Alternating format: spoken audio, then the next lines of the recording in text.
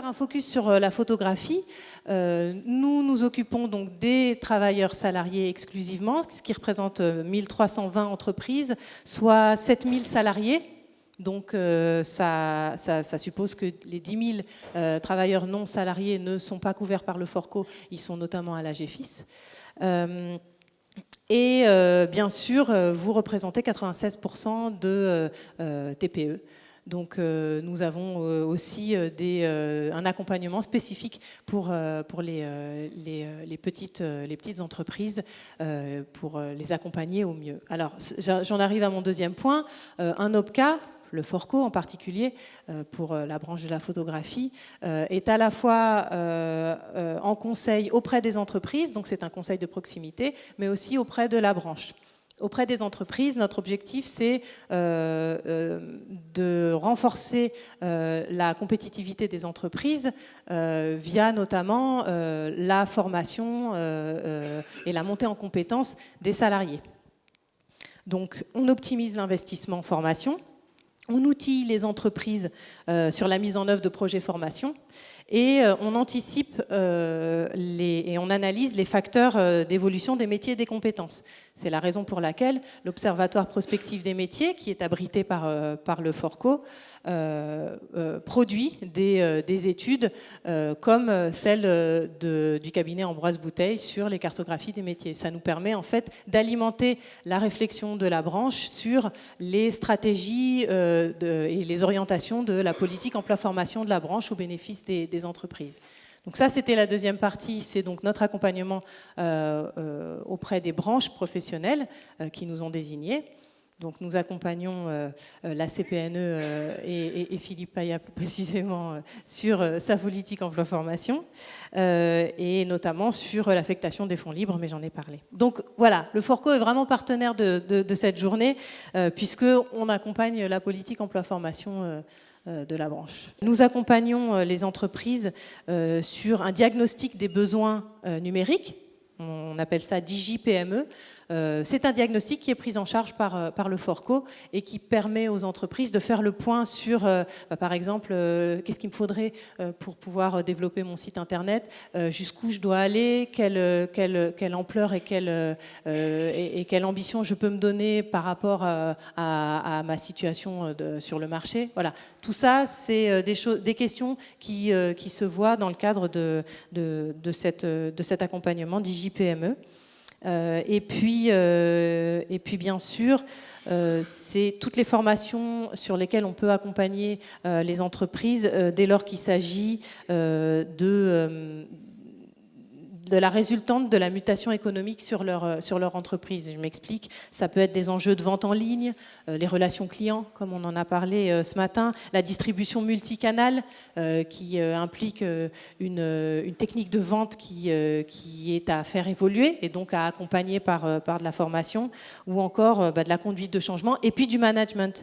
Et ça, par exemple, ça peut être, et ça c'est un accompagnement plus au niveau de la branche, le développement d'une politique de certification. J'ai entendu, il y a des directeurs de magasins, mais l'étude en fera plus largement écho. Les directeurs de magasins sont un poste qui est très très impacté, on en a parlé ce matin. Typiquement, il n'existe pas de certification sur ce métier-là et ça pourrait être quelque chose qu'on pourrait développer dans le cadre par exemple de certification, qualification professionnelle qui pourrait être prise en charge de manière beaucoup plus importante qu'à l'heure actuelle.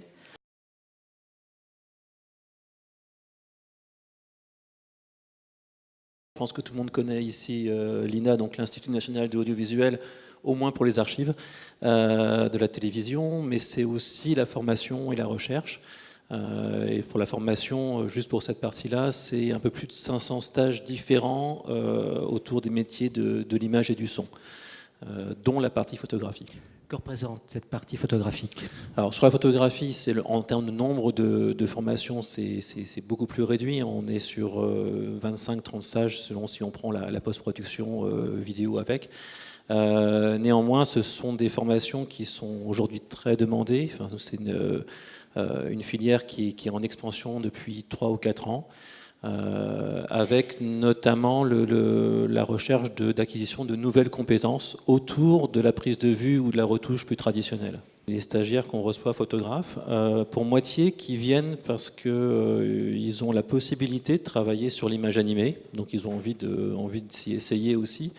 Et pour moitié, on a des photographes qui viennent parce que le marché leur impose, c'est-à-dire que leurs clients aujourd'hui sont demandeurs de cette compétence en plus de la photographie et qu'ils risquent de perdre aussi leurs clients s'ils n'évoluent pas.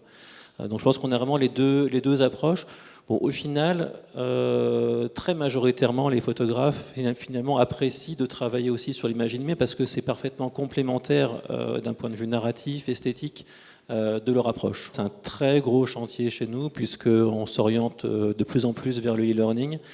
Il n'est pas question pour nous de devenir une plateforme de e-learning à 100%, c'est-à-dire que de ne faire que des formations qui seraient en ligne, mais plutôt d'aller vers ce qu'on appelle du blended learning, c'est-à-dire un mélange de présentiel et d'accompagnement, donc il peut être avant, pendant ou après la formation, avec des compléments de cours en ligne. Parce qu'on a déjà un premier MOOC qui est sorti il y a 3 ou 4 mois maintenant.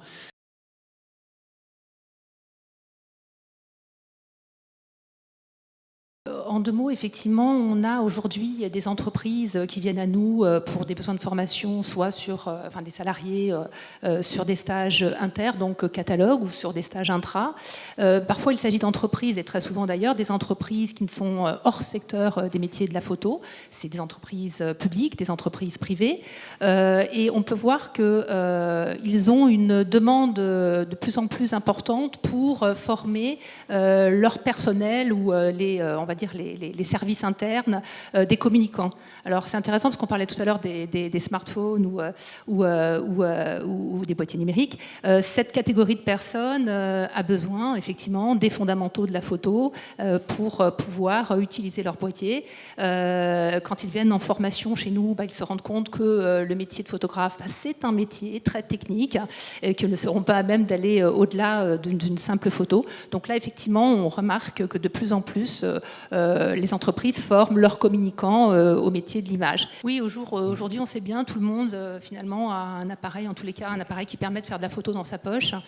Donc, effectivement, l'essor du numérique a permis, effectivement, la démocratisation un peu de la photo. Et ce public de communicants est très demandeur. On est en train de travailler même sur une sorte de kit de survie pour les communicants. Voilà. Et encore une fois, c'est vrai que ça peut déranger de dire ça, mais je pense que ces gens-là ne vont pas plus loin que faire simplement une simple mise en page ou une simple photo avec leur boîtier ou leur smartphone, et qu'ils auront le réflexe d'appeler des professionnels sur des shootings beaucoup plus complexes. On va lancer là très prochainement des formations en blended learning, de la même façon, effectivement, une partie de formation à distance en e-learning et une partie de présentiel. L'idée, c'est de pouvoir proposer des contenus de formation qui vont permettre à des gens de se former de manière autonome. Un logiciel, on va démarrer par les logiciels parce que je pense que c'est ce qu'il y a de plus simple à faire aujourd'hui sur la formation à distance. Ils vont pouvoir dérouler les points de programme avec une formation donc autonome qu'ils pourront faire soit chez eux, soit sur leur lieu de travail. Ils pourront dérouler donc ces points de programme avec successivement des tutos vidéo, des tutos audio et puis des textes pour comprendre un point de cours. Ils auront une évaluation finale à la fin de ce module en e-learning. Et la particularité de ce dispositif en blended learning, c'est qu'il sera immédiatement suivi d'un atelier pratique encadré par le formateur qui a conçu le programme en e-learning et qui travaillera avec eux sur un cas concret donc dans le cadre de cet atelier. Donc nous faisons depuis plus de 16 ans maintenant des formations en reconversion pour les gens qui veulent devenir photographes. Nous avons vu évoluer le profil effectivement de ces personnes. Aujourd'hui, on le dit, la photo reste une utopie. Preuve en est, c'est que le métier préféré des Français, encore en 2015, c'était le métier de photographe. Parce qu'il porte effectivement, il permet à beaucoup de monde de pouvoir se former avec l'essor du numérique. Donc ces personnes viennent se former chez nous. Elles ont la possibilité dans leur vie professionnelle de se faire financer une formation, soit par un OPCA, soit par le Pôle emploi, soit par leur entreprise. Elles vont donc faire cette formation chez nous. Elles ont un projet, elles veulent le réaliser. En regard de ça, nos formations en reconversion, elles sont denses, pointues, très très très techniques, et j'insiste sur le mot technique, parce que il faut d'abord s'affranchir de la technique pour passer à l'artistique, et que effectivement ils vont entre guillemets manger beaucoup de techniques sur nos formations. Ce qui peut parfois, comment dirais-je, déranger certaines personnes, ou en tous les cas ils vont déchanter un petit peu. Ils vont s'apercevoir que oui, le métier de photographe, c'est un métier technique et beaucoup plus compliqué qu'ils ne le pensaient. Oui, ça nécessite beaucoup de travail, beaucoup de temps pour pouvoir explorer le tout. Non, il n'y a pas de recette. Oui, il va falloir travailler dur.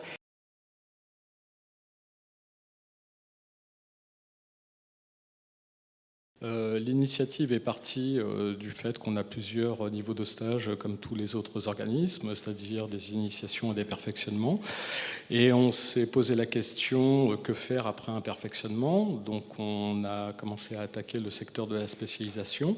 Or aujourd'hui, beaucoup de demandes tournent autour de la photo culinaire. Donc on a pu lier un partenariat avec Ferrandi qui permet à des pâtissiers qui sont aussi en formation spécialisation, master culinaire pendant 4 mois, de venir acquérir des compétences avec des chefs 3 étoiles, meilleurs ouvriers de France, etc. Et l'analyse a été de dépasser un peu simplement le niveau d'un stage, à savoir d'être au plus près de ce qu'on va trouver dans la réalité du monde professionnel. Il est vrai qu'on a rencontré des pâtissiers qui avaient l'habitude de réaliser eux-mêmes leurs photos avec leur iPhone. Et si nous, on les respecte en tant que pâtissiers, leur montrer que la photographie est un métier qui demandait du savoir-faire, de la compétence, comme dans leur métier, et qu'à un moment donné, dans leur vie, ils seraient obligés d'utiliser l'image, et donc de faire appel à des gens qui aient cette qualité de leur donner une image au niveau de leur réalisation, et qui ne se contentent pas simplement de l'image qu'ils font eux-mêmes. Donc c'est aussi rencontrer le monde de l'image. Ils seront amenés soit à faire des livres, soit des vidéos, soit des interviews, et commencer quelque part à les éduquer que c'est aussi un métier qui demande autant de compétences que le leur.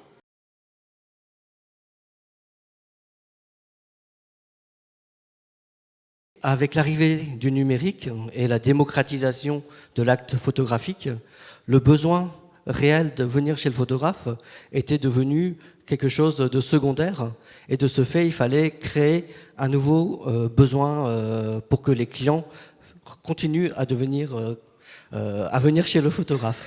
Et la première chose que j'ai remarqué, c'est qu'il y avait un besoin au niveau de la formation commerciale, gestion et marketing pour pouvoir continuer à exister en tant qu'entreprise, parce que sans clients, une entreprise n'a pas raison d'être.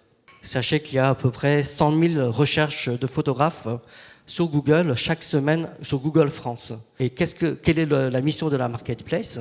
Par rapport aux clients, c'est de leur permettre d'avoir une vision globale de ce qui se fait sur le marché, qu'est-ce qui est disponible, et donc de choisir en meilleure connaissance de cause le prestataire qui correspond le mieux à leur cahier des charges, à leurs besoins. Alors c'est aussi une grosse tendance de ces 10 dernières années, et qui s'est fortement accélérée ces 3 dernières années. La profession se féminise, et je parle plutôt dans le domaine social, moins dans le domaine de la profession de photographie, d'auteur et de publicité, ou dans le B2B.